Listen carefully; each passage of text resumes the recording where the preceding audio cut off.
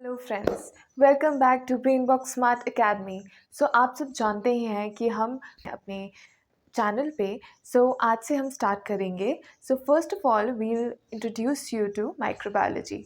Basically हमारा ये concept रहेगा कि हम जो माइक्रोबायोलॉजी का एक बेसिक ओवरव्यू रहता है, सबसे पहले हम वो कवर करेंगे ताकि जो न्यू स्टूडेंट्स हैं या जो माइक्रोबायोलॉजी के बारे में जानना चाहते हैं कि what is it all about, उनके उनके लिए ये क्लियर हो जाएगा। Let's start with the introductory part of microbiology. तो आइए जान लेते हैं कि माइक्रोबायोलॉजी है क्या। जैसे कि नाम है माइक्रोबायोलॉजी, इसे हम टू पार्ट्स में डिवाइड कर सकते हैं, that is micro and biology. Biology के बारे में तो सब जानते हैं कि ये है एक स्टडी ऑफ ऑर्गेनिजम्स, ठीक है। और माइक्रो हम जब ऐड कर देते हैं तो that means very small. Micro means very small, जो हम अपनी आई से नहीं देख सकते हैं, और biology is the study of very small organisms. बन गया माइक्रोबायोलॉजी, ठीक है। अब जो ऑर्गेनिजम्स हैं जो हम नहीं देख सकते अपनी आईज से, उसे कहते हैं माइक्रो ऑर्गेनिजम्स। तो आइए जानते हैं माइक्रो ऑर्गेनिजम्स क्या है। अब micro organisms very small organisms that can not be seen with a naked eye, ठीक है। इनके 2 या 3 डिस्टिंक्टिव फीचर्स रहते हैं जो माइक्रो ऑर्गेनिजम्स को बाकी ऑर्गेनिजम्स से सेपरेट करते हैं, बट उसमें 2 या 3 एक्सेप्शनल केस तो हो ही सकते हैं। तो आइए जानते हैं माइक्रो ऑर्गेनिजम्स के क्या फीचर्स हैं। सबसे पहले कि जो इनका डायमीटर होता है वो 1 मिलीमीटर या उससे कम का होता है, और ये हम अपनी आई से नहीं देख सकते, so we need a microscope, okay. And second quality है कि ये बेसिकली जो प्रोटिस्ट होते हैं उनमें बिलोंग करते हैं, जो कि होते हैं यूकेरियोटिक ऑर्गेनिजम्स। अब यूकेरियोट्स और प्रोकैरियोट्स के बारे में तो हम सब जानते ही हैं, अगर आप बायोलॉजी के स्टूडेंट रहे होंगे। यूकेरियोटिक ऑर्गेनिजम्स होते हैं जिसमें न्यूक्लियस प्रोफाउंड होता है या न्यूक्लियस प्रेजेंट होता है, ठीक है। और प्रोटिस्ट होते हैं ये, दैट इज़ यूकेरियोटिक ऑर्गेनिजम्स, और either these are unicellular organisms. अब इसमें और भी तरह के एक्सेप्शनल केसेस हैं जिसके बारे में हम आपको आगे बताएंगे। Are basically divided into 5 groups, that is bacteria, fungi, algae, protozoa and viruses, ठीक है। और इसमें और भी अदर इन्फेक्शियस एजेंट्स हैं जो माइक्रो ऑर्गेनिजम्स में लाई करते हैं, बट इनके बारे में डिटेल में हम आगे देखेंगे। अब है बात वायरसेस की। आफ्टर कोविड, कोरोना वायरस के बारे में सभी लोग जानते हैं, ठीक है। वायरसेस का के काफ़ी डिस्टिंक्टिव फीचर्स हैं जो बाकी सारे ग्रुप से अलग है। But why viruses are also included under micro organisms is basically because of 2 reasons. First, कि ये डिजीज़ कॉजिंग एजेंट्स होते हैं that are microscopic in nature, and second कि इनकी जो आइडेंटिफिकेशन और डायग्नोस्टिक प्रोसीजर्स जो वायरल डिजीज़ के होते हैं वो एक माइक्रोबायोलॉजिकल लैब में ही कैरी आउट कर सकते हैं। तो इस वजह से वायरसेस को भी हमने माइक्रो ऑर्गेनिजम्स में इंक्लूड किया है। हम सब जानते हैं कि जो माइक्रो ऑर्गेनिजम्स हैं वो वायरसेस, एल्गी, बैक्टीरिया, प्रोटोजोआ और फंगी में डिवाइडेड है। तो अब देखते हैं कि हम उन्हें किन बेसिस पे डिफ्रेंशिएट कर सकते हैं। सबसे पहले आता है कि what is the cell type, ठीक है। तो viruses are non cellular and rest of them are unicellular, ठीक है। And then comes the morphology. Morphology means appearance. Appearance means कैसे हम उसे विजुअलाइज कर सकते हैं। जो कि वायरसेस है we can not see with our naked eye, ठीक है। और जब हम उसे इलेक्ट्रॉन माइक्रोस्कोप के अंदर देखेंगे तो अब भी हम उसे किसी भी स्ट्रक्चर या शेप या साइज़ में डिफ्रेंशिएट इजीली नहीं कर पाते हैं। वायरसेस के बारे में डिटेल में हम आगे जाके पढ़ेंगे। जो कि एल्गे है उसमें क्या होता है कि aggregates of similar sales, that means junction, aggregates means together, ठीक है। तो एक जैसे सेल्स कंबाइंड फॉर्म में पाए जाते हैं जो कि अलग अलग स्ट्रक्चर्स में होंगे, बट इनका कोई डिस्टिंक्टिव फीचर नहीं रहेगा, जैसे कि फोटोसिंथेसिस कौन सा पार्ट करेगा, दैट इज़ ठीक है, but these are chlorophyll containing, सिर्फ एल्गी में क्लोरोफिल प्रेजेंट होता है, ठीक है। और ये हमें, आप देख सकते हैं एल्गी हमारे सराउंडिंग में प्रेजेंट होता है, ग्रीन कलर की हम देख सकते हैं जहाँ पे बहुत ज़्यादा पानी रहता है, ठीक है। सो बैक्टीरिया, बैक्टीरिया क्या है कि इनका क्या होता है, सिमिलर एसोसिएशन। जब हम आगे टाइप्स ऑफ बैक्टीरिया पढ़ेंगे, उनका इन डिटेल मॉर्फोलॉजी पढ़ेंगे, तो हम देखेंगे कि बैक्टीरिया के अलग अलग शेप्स एंड साइजेस होते हैं। बट जो बैक्टीरिया एक साथ प्रेजेंट होगा, एक पर्टिकुलर बैक्टीरिया की एक पर्टिकुलर शेप एंड साइज रहेगा, ठीक है। So these are simple association of similar cells, okay. Then comes the protozoa, ठीक है। सो प्रोटोजोआ क्या है कि इनकी जो स्ट्रक्चर है वो डिफ्रेंशिएटेड रहता है कि कौन सा पार्ट कौन सा फंक्शन करेगा, ठीक है। So these are differentiated on the basis of morphology with specific structure and function, okay. And comes the fungi, ठीक है। सो इसमें क्या है कि ये होते हैं not differentiated into root, stem and leaves. अब यहाँ पे हम रूट, स्टेम एंड लीव्स की बात इसलिए कर रहे हैं क्योंकि जो फंगी है इसकी अपीयरेंस होती है एज अ प्लांट, ठीक है, हमें लगेगा कि ये प्लांट है, okay. But this is devoid of chlorophyll, ठीक है, तो ये ग्रीन कलर का नहीं होता है, okay. And then comes the, now comes the nutrition. तो वायरसेस में there is no metabolism, okay. And then so they are not even heterotrophs or autotrophs, okay. And then comes the algae, algae होते हैं autotrophs, autotrophs आपको पता है कि अपना खाना वो खुद सिंथेसाइज करते हैं, okay. And then comes bacteria, bacteria maximum होते हैं heterotrophs, maximum bacteria are heterotrophs but some are autotrophs, okay. बाकी आगे डिटेल में हम देखेंगे कि इसमें भी और भी ज़्यादा वेरिएशन है। Then comes the protozoa, protozoa are all heterotrophs, means कि ये किसी और पे डिपेंडेंट है अपना फूड सिंथेसाइज करने के लिए, okay. And then comes the fungi, fungi are also heterotrophs, okay.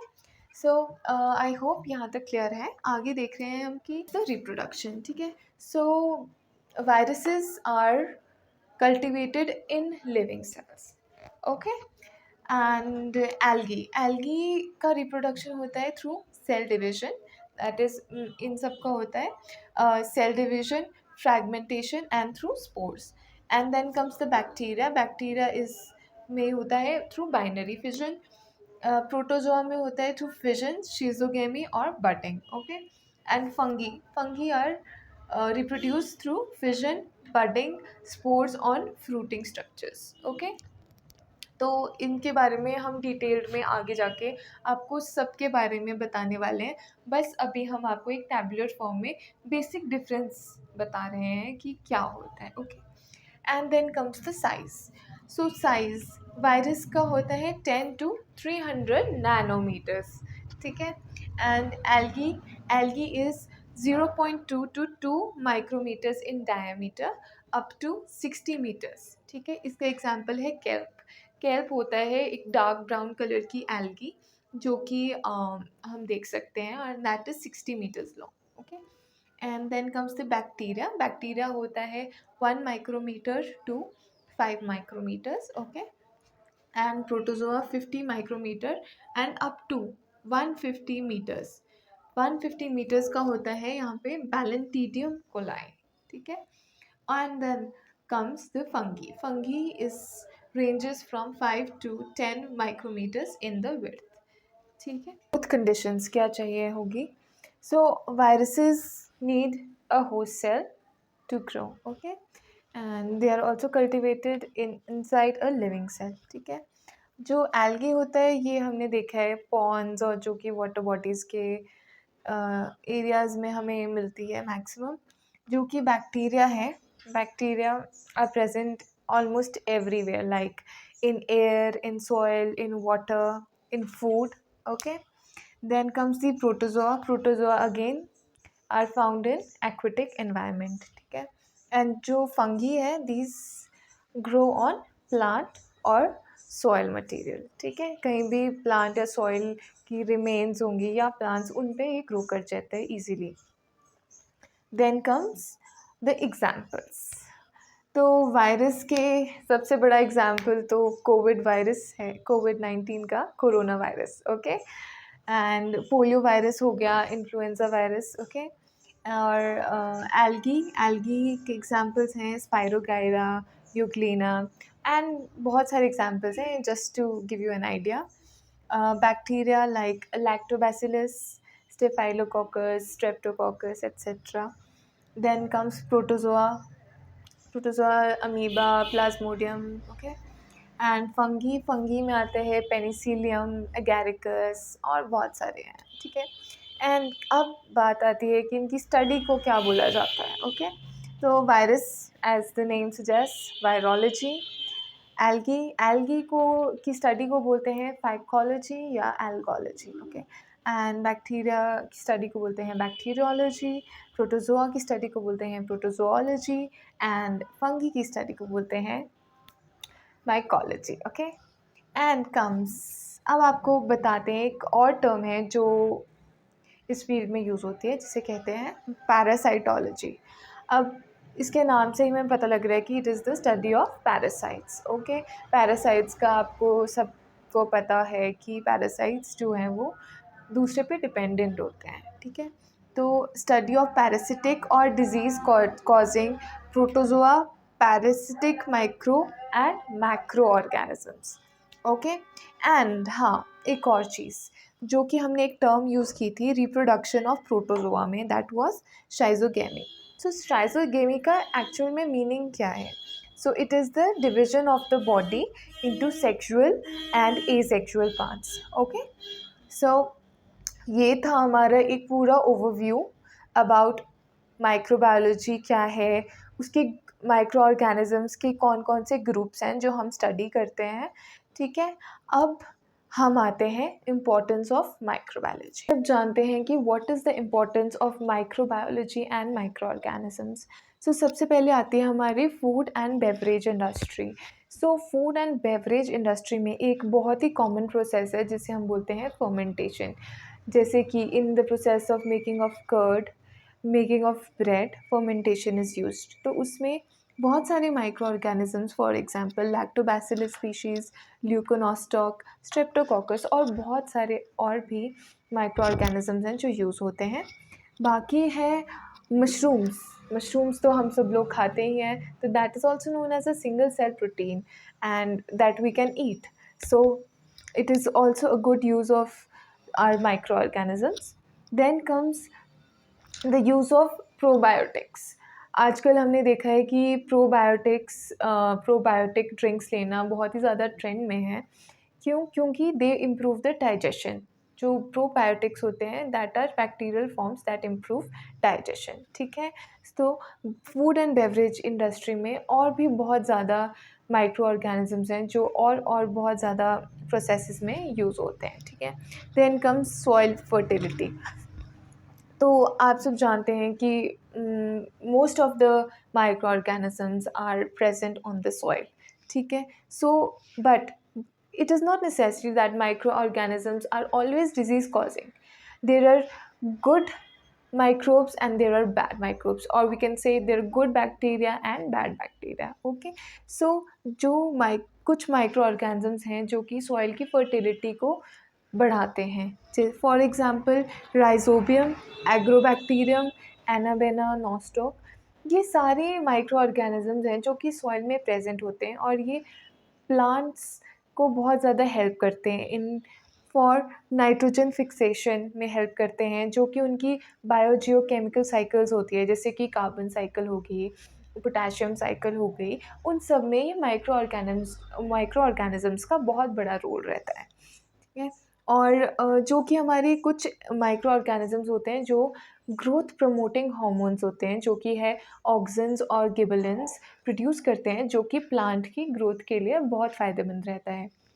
So soil fertility के लिए सॉइल साइंस में माइक्रो ऑर्गेनिजम्स का बहुत बड़ा रोल रहता है, okay. And then comes medical science.